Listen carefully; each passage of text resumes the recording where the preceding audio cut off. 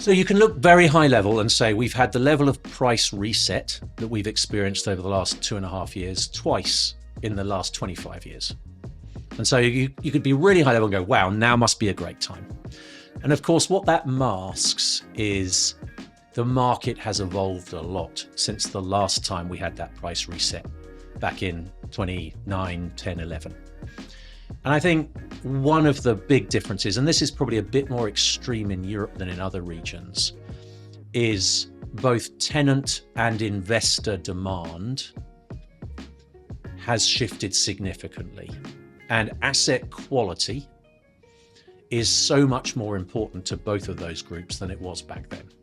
So back in 2010, 11, 12, arguably you could pretty much have bought anything and made money. Today, notwithstanding the price reset, I think we've had, I think the risk of value traps, something looks cheap but never improves, is significantly greater. So I think it's an environment you really need to know what you're doing. You need to be able to understand what tenants are doing as well as what core investors want. I don't think it's a market just to pile in and buy everything that moves. So it's kind of first principles. First principles. And, you know, they always used to say that old saying, location, location, location. I would say today it's location, location, asset quality. And power? We can talk about power in the context of digital real estate for sure. Yes, power is going to be an increasingly important and challenging factor for all types of real estate. But again, I think there's a moment in time. Again, long term, markets, governments, regulators will find ways to allow us to have the power we need. Right now, there's a window of a massive power deficiency in Europe that if you've got power, it's super, super valuable.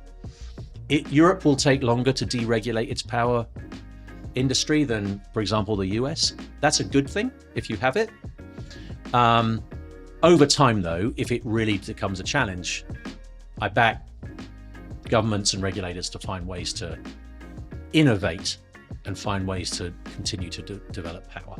But location, asset quality, yeah, it's got to be first and foremost. Yeah, and look, asset quality, under that, there's loads of things that fall under that, which power would be one, right? I mean, even in a bog standard big box logistics asset today, you need a certain amount of power for the tenant to feel they can run their business long term. So 100%.